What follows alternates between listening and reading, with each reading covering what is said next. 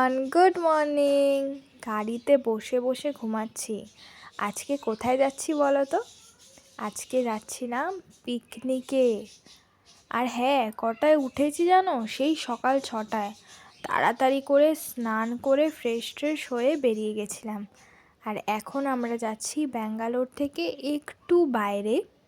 সেটার নামটা হলো কি যেন একটা নাম ছিল, মা কালী ভিলেজ এরম টাইপের কিছু একটা হবে। আমি ভুলে গেছি নামটা। এরকম টাইপেরই কিছু একটা হবে। তো আজকে আমরা সেখানে পিকনিক করতে যাচ্ছিলাম। একটু প্রাকৃতিক পরিবেশ এরকম খুঁজছিলাম, তো গুগলে এটাই দেখালো। তো এখানে আমরা যাচ্ছিলাম। আর যেতে যেতে এত সময় লাগছিল যে আমাদের গাড়িতেই সবার খিদে পেয়ে গেছিলো। তাই রাস্তার মাঝখানে আমরা একটা ফাঁকা জায়গা দেখে দাঁড়ালাম, যেখানে বসে সকালে ব্রেকফাস্টটা করা যায়। তাই আমরা সবাই মিলে এখানে বসে ব্রেকফাস্ট করছিলাম আর ভাবছিলাম কেউ দেখলে তো এসে বলবে যে আপনারা কেন এখানে ব্রেকফাস্ট করছেন, তাই না? আর দেখো ব্রেকফাস্টে কী ছিল, ব্রেড, ডিম সিদ্ধ, জ্যাম, বাটার, এগুলোই সব, কলা, আর ছিল লাড্ডু। এগুলো খেয়ে দিয়ে আমরা বেরোলাম আবার ডেস্টিনেশনের উদ্দেশ্যে। আর এই দেখো আমরা চলে এসেছি। তোমাদেরকে বললাম না আমরা একটু প্রাকৃতিক পরিবেশ খুঁজছিলাম। আসলে সব সময় না শহরের জমজমাটটা ঠিক ভালো লাগে না, মাঝে মধ্যে একটু এরকম গ্রামের দিকে আসতেও ভালো লাগে।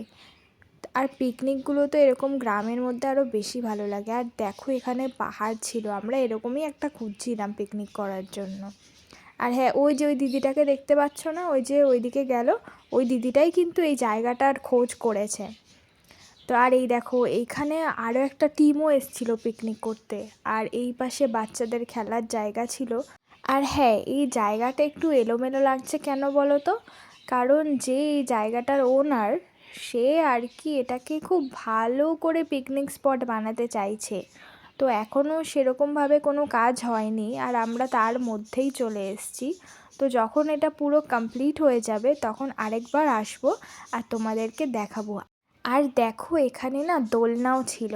আর এই দোলনার মধ্যে ওই যে বললাম না আরেকটা টিমও পিকনিক করতে এসছে, ওরা এসে দোল খাচ্ছিল। তো আমি ভাবছিলাম ওরা কখন উঠবে আর আমি একটু চান্স পাবো। আর দেখো দোলনা খেতে খেতে দেখলাম পুরু আর রিশু ওই মাটির ঢিপির উপরে বসে খেলছে। তো ওদের দেখে আমার নিজের ছোটোবেলার কথা মনে পড়ে গেল। আমিও ছোটোবেলায় এরকমই করতাম। আর এই দেখো পিকনিকে এসে চা খাবো না, সেটা কি কখনো হয়? চাটা অবশ্য আমরা বাড়ি থেকে বানিয়েই নিয়ে এসেছিলাম। আর দেখো চাটা খেয়েই না আমার জিভটা পুড়ে গেল। কেন বলো তো? আমি বুঝতেই পারিনি যে চাটা অতটা গরম হবে। তো যাই হোক, আর কি হবে, চা খেয়ে নিলাম। আর তারপরে আমরা কোথায় যাচ্ছিলাম বলো তো? গাড়ি থেকে আসার সময় আমরা দেখছিলাম রাস্তার মধ্যে একটা লেক রয়েছে। তো আমরা ভাবছিলাম যে ঠিক আছে, রান্নাবান্না শুরু করার আগে চলো ওই লেক থেকে একটু ঘুরে আসি। আর আশপাশটা দেখে এত ভালো লাগছিল, এত গাছপালা, শান্ত পরিবেশ। সত্যি কথা বলতে আমার শহরের থেকে গ্রামটাই বেশি পছন্দ। আর এই দেখো কথা বলতে বলতে আমরা সেই লেকের ধারে চলে এসেছি। কি সুন্দর লাগছে না বলো জায়গাটা? ক্যামেরাতে তো এত ভালো লাগছে, সামনে থেকে আরও বেশি ভালো লাগছিল। আর জানো তো এই জলটা এত পরিষ্কার ছিল যে জলের দিকে তাকিয়ে আমি নিজের মুখটা অবধি দেখতে পাচ্ছিলাম। হ্যাঁ, পুরো স্পষ্ট দেখতে পাচ্ছিলাম না, তবে আবছা আবছা দেখতে পাচ্ছিলাম। আর ওই দেখো ওই পাশে গরু ছিল অনেকগুলো, ওরা মনে হয় জলের মধ্যে স্নান করছিল। তারপরে আর কি আমরা বেশিক্ষণ দাঁড়াতে পারিনি, কারণ এত রোদের তাপ ছিল যে গায়ের মধ্যে খুব লাগছিল। তাই একটুখানি দাঁড়িয়ে এই প্রাকৃতিক পরিবেশের মজাটা নিয়ে আমরা আবার চলে যাচ্ছিলাম। আর এই দেখো মাটির রাস্তা। মনে হয় যে ব্যাঙ্গালোরের আশেপাশে এরকম কোনো জায়গা থাকতে পারে, তোমরাও এখানে আসতে পারো। আর এই দেখো তারপরে তো আমাদের রান্না শুরু হয়ে গেছিলো। রান্নার আইটেম কিন্তু অনেকগুলো ছিল। Chicken pakora, fish fry, chicken আর রাইস। ঠিক আছে, এগুলো খেতেই আমাদের হিমশিম খেয়ে যাচ্ছিলো। আরও যদি আইটেম থাকতো তাহলে কি হতো, মানে অত খাওয়াই যেত না, কারণ এত হই হুল্লোড় করার পরে না আর মানে খাওয়া যায় না। আর এই দেখো ওই পাশে কিন্তু মাছটা ম্যারিনেট করা হচ্ছিল, হলুদ, লঙ্কার গুঁড়ো, লবণ আর ইসেও দিয়েছিল, কি বলে ওটাকে, কাঁচা লঙ্কা পেস্ট, আদা পেস্ট, রসুন পেস্ট, এগুলো দিয়ে সব ম্যারিনেট করে ফ্রাই করা হয়েছিল।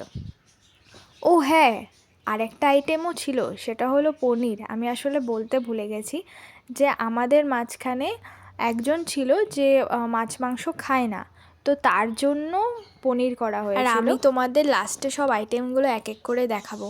আর এই দেখো এখানে চিকেন পকোড়া ভাজা স্টার্ট হয়ে গেছিলো।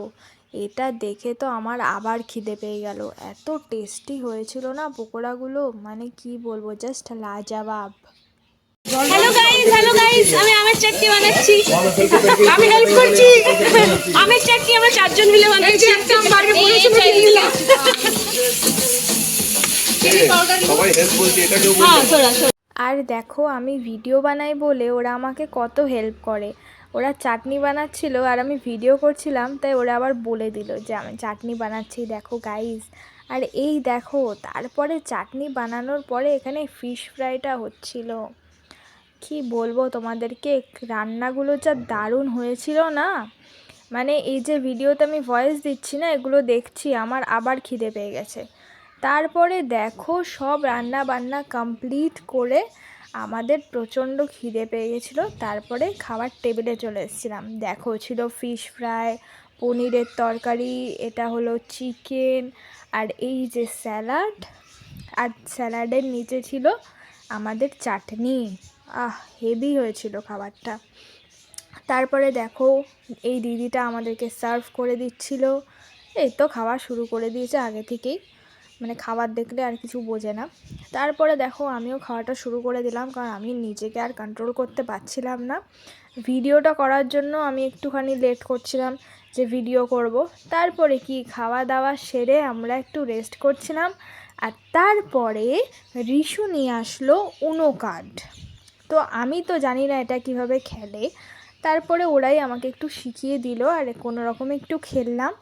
তারপরে অনেক লেট হয়ে গেছিলো, দেখো পুরো সন্ধ্যা হয়ে গেছিলো আমরা যখন বেরিয়েছি, কারণ বাড়িতেও আসতে হবে, পরের দিন সবার ডিউটি আছে, তাড়াতাড়ি পৌঁছাতে হবে। তো তারপরে এসে অনেকক্ষণ দাদা ড্রাইভ করেছে, তো তারপরে সবাই একটু চা খাবে বলে এই জায়গাটায় দাঁড়ালো। যাই বলো, আমার তো রাস্তায় বেরিয়ে চা না খেলে একদমই ভালো লাগে না।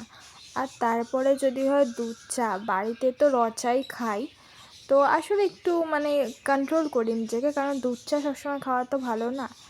তো বাইরে রাস্তায় বেরিয়ে দুধ চা খাওয়ার মজাই আলাদা। তো যাই হোক, তারপরে আমরা সবাই চা টা খেয়ে বাড়ির দিকে রওনা দিচ্ছিলাম। আর তোমাদের যদি আমার ভিডিও ভালো লাগে তাহলে লাইক, কমেন্ট আর শেয়ার করো।